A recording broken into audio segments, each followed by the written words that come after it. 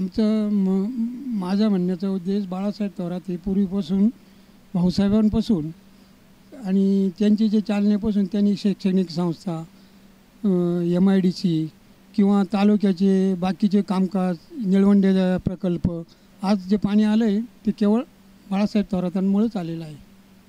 ग्रामीण भागाचा पूर्ण विकास हा बाळासाहेब थोरातांनीच केलेला आहे.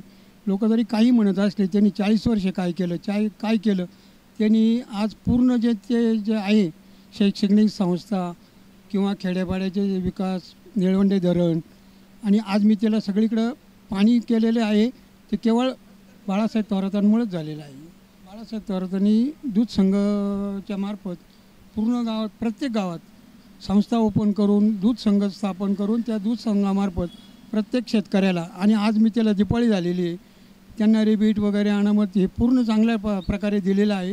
लोकंसुद्धा आणि तसं जर विचार आपण केला तर आपण जवळचे तालुके राहता श्रीरामपूर कोपरगाव अकोला याच्यापेक्षा प्रत्येकाला रिबीट जास्त मिळालेला आहे आणि दूधधंदा हा पूर्ण त्याच्यामुळंच पूर्ण जी आर्थिक गोष्टी वाढलेली आहे ती बाळासाहेब थोरातांमुळेच वाढलेली आहे. नाही आता विकास तर पूर्ण केलेला आहे बाळासाहेब थोरातांनी. लोक म्हणतात भाऊ काही केलं नाही 40 वर्षात पण जे 40 वर्षात झाले शैक्षणिक संस्था प्रत्येक घरातली मुलं शिक्षण घेतलेलं आहे नोकरीला आहेत आणि याच्यापेक्षा जास्त काय करायला पाहिजे त्यांनी.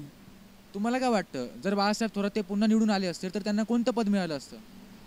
नाही ते त्यांच्या लेवलवर राहिलं गेलं वरच्या लेवल आपण नाही सांगू आपण काही बाकीत केलं त्याच्यात काही उपयोग नाही आहे आणि त्यांचं जे पूर्ण हे आहे नुसतं महाराष्ट्रात नाही तर दिल्लीपर्यंत त्यांचं पूर्ण ओळख चांगल्या प्रकारे ओळख आहे.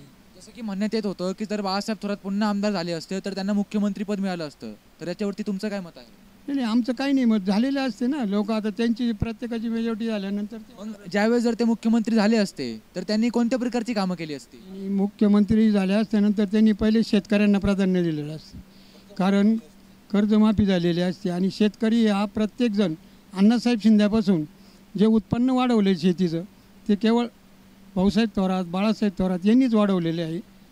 जसं की आता खूप पाऊस पडला तर पाऊस पडल्याने कित्येकांचे पिकं या ठिकाणी धोक्यात आले तर बाळासाहेब थोरात या ठिकाणी आमदार असते तर त्यांनी कशी मदत केली असती? त्यांनी प्रत्येक पंचनामे करून सरलाट परत आणि दिलेले आहे पाठीमागं पण आणि आत्ता पण तेच केलेलं असतं ना.